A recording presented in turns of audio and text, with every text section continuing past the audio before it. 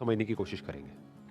जो उनका सबसे पहला कोट है और सबसे फेमस कोट है वो है, you have to dream before your dreams can come true. There are two ways of living life. एक ऑप्शन तो ये है कि जैसी हमारी रियलिटी है वो हमारे फ्यूचर को डिफाइन करे।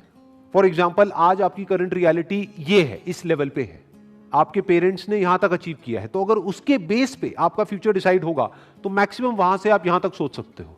आपके पेरेंट्स भी यहां से यहां तक सोच सकते हैं, उससे ऊपर नहीं सोच सकते। बट अगर हम चाहते हैं कि हमारा जो फ्यूचर है वो प्रेजेंट से और पास्ट से बिल्कुल अलग हो, तो उसके लिए ड्रीम्स की जरूरत है, उसके लिए इमेजिनेशन की जरूरत है कि वो इमेजिनेशन आपको भगाए, ना कि आपकी जरूरतें या आपकी मजबूरियां आपको भगाएं। और इमेजिनेशन की खास बात क्या है, आपके हाथ में पूरा कंट्रोल है कि आप कहां तक सोच सकते हो, आप कहां तक इमेजिन कर सकते हो। उसका आपकी रियलिटी से कोई कनेक्शन नहीं है। हो सकता है आप एक ऐसे बैकग्राउंड से हो जहां से कि वो इमेजिनेशन दूर दूर तक मैच नहीं हो रही है। और उसका सबसे बड़ा एग्जाम्पल कौन है? Doctor APJ Abdul Kalam. पहले तो एक इतने छोटे से गांव से निकल करके एक इतना बड़ा साइंटिस्ट बनना, और उसके बाद में भी इस कंट्री के प्रेसिडेंट बनना। लाखों करोड़ों स्टूडेंट्स के लिए वो एक आइडल हैं आज भी। अगर जिस बैकग्राउंड से वो आए, जो उनकी रियलिटी थी, अगर उसके बेस पे उनका फ्यूचर डिसाइड होता तो कभी भी वो इसका 1% भी अचीव नहीं कर पाते जो उन्होंने अचीव किया। लेकिन जो भी कुछ उन्होंने अचीव किया वो किया अपनी ड्रीम्स के बेस पर। और अगर ध्यान से उनकी लाइफ को ऑब्जर्व करोगे तो कभी भी उनका सपना ये नहीं रहा कि मुझे ये पाना है, मुझे वो पाना है, मुझे वो पाना है, मुझे वो पाना है, क्योंकि ये सपना तो आपको भिखारी बना देता है। उनका सपना हमेशा से ये रहा है कि मुझे ये करना है, मुझे ये करना है, मुझे ये करना है, मुझे ये करना है, अब ये कर लिया, अब ये करना है, अब ये कर लिया, अब मुझे ये करना है, अब ऐसे कंट्रीब्यूट करना है, अब ऐसे शेयर करना है। इनफैक्ट एक आदमी की असली पहचान इससे नहीं होती कि उसको कितना मिला है, क्योंकि अगर इसी से होती तो सबसे ज्यादा लाइफ में किसको मिलता है? एक भिखारी को। पूरी जिंदगी सिर्फ मिलता ही मिलता है।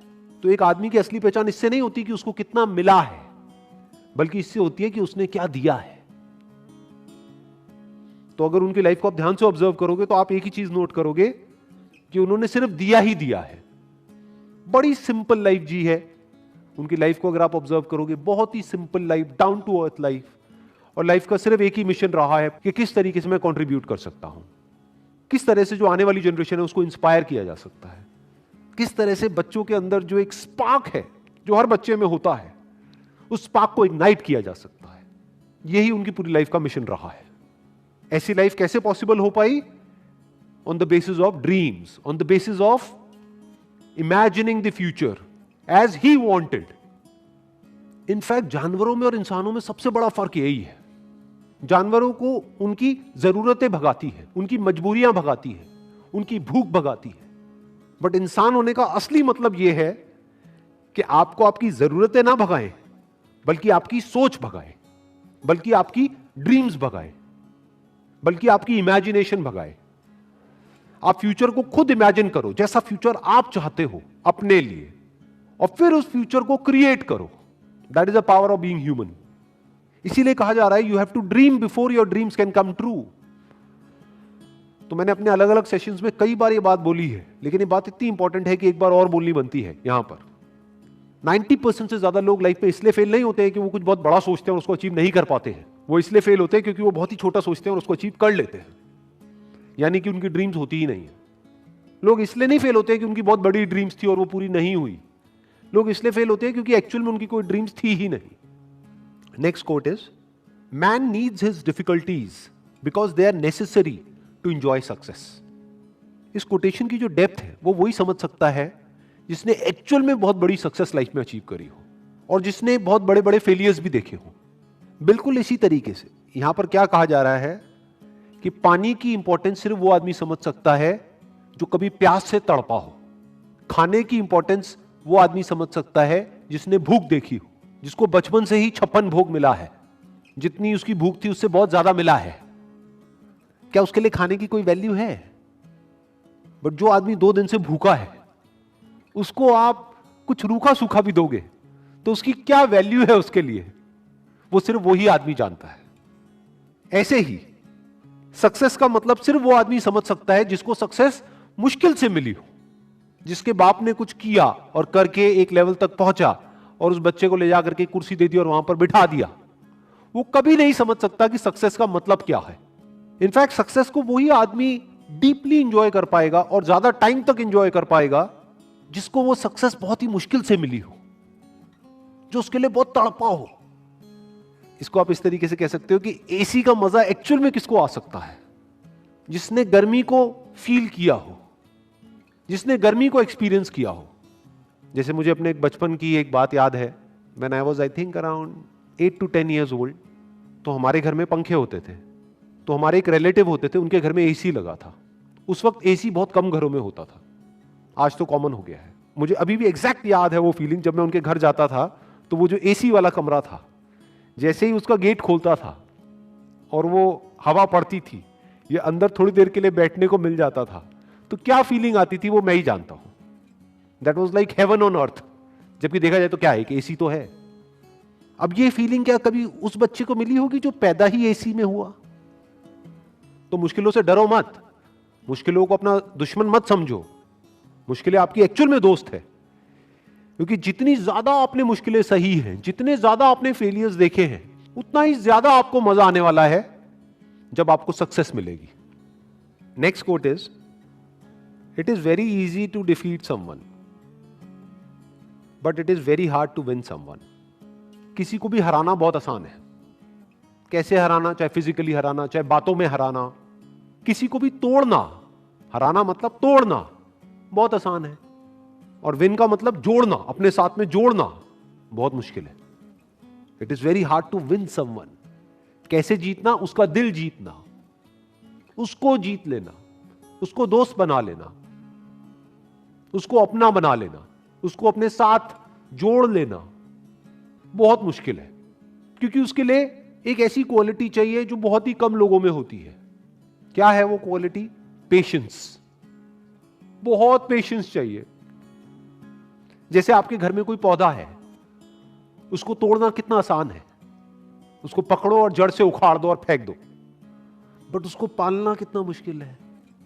रोज पानी देना होगा, ध्यान रखना होगा, कहीं कीड़े तो नहीं लग रहे, तो खाद डालनी होगी, उसको सनलाइट देनी होगी प्रॉपर, ना ज्यादा ना कम। मतलब कितना एफर्ट है। उस पौधे का ध्यान रखना कितना मुश्किल है। बिल्कुल इसी तरह से जैसे एक पौधे को मेंटेन करना होता है, ऐसे ही रिलेशंस को मेंटेन करना होता है। किसी भी रिलेशन को खत्म करना बहुत आसान है, बट उसको समझना, उसके पॉइंट ऑफ व्यू को समझना बहुत मुश्किल है। और मजे की बात क्या है, हमारा जो पूरा का पूरा एजुकेशन सिस्टम है, it is all about defeating someone, not winning someone. उसकी तो कोई बात ही नहीं होती। जब भी कोई बोलता है कि मैंने टॉप किया है, इसका मतलब क्या? कि बाकी सबको मैंने पीछे छोड़ दिया है।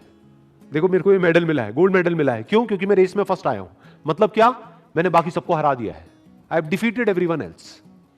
तो हमारी जो ट्रेनिंग हो रही है बचपन से ही, कंडीशनिंग हो रही है, जिस तरह का एटमॉस्फेयर है चारों तरफ, जिस तरह का हमारा एजुकेशन सिस्टम है, जिस तरह की घर पे बातें होती हैं, जिस तरह के कंपैरिजंस होते हैं, यहां तक कि भाई बहन को भी नहीं बख्शा जाता है।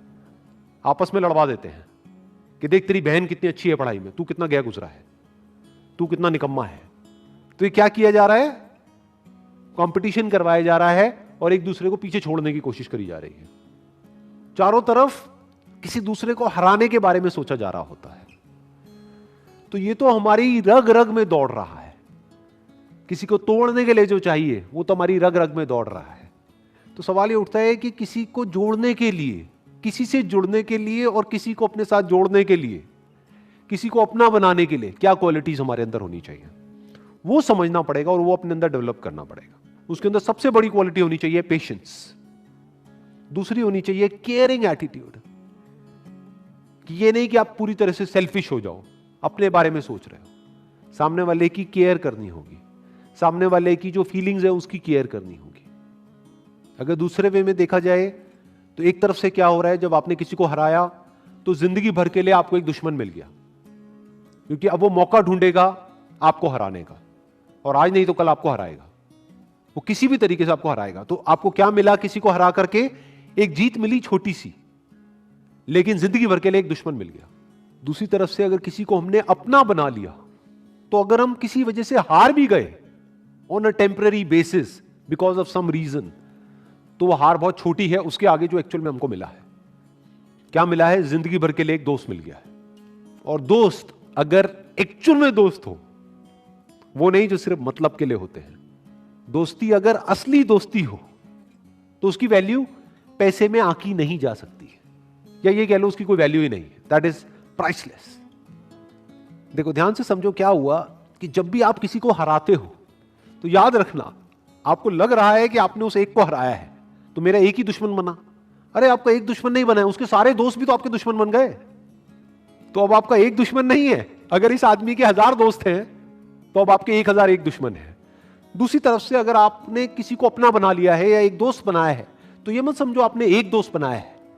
अगर इस आदमी के 1000 दोस्त हैं तो अब आपका एक दोस्त नहीं है, अब आपके 1001 दोस्त हैं। इसको दूसरे वे में भी बोला जा सकता है कि जिसकी आदत बन जाती है दूसरों को जीतने की तो पूरी दुनिया उसकी दोस्त बन जाती है, और दूसरी तरफ से जिसकी आदत है सिर्फ दूसरों को नीचे गिरा करके खुद ऊपर उठने की या दूसरों को हरा करके खुद जीतने की, उसकी पूरी की पूरी दुनिया ही दुश्मन है।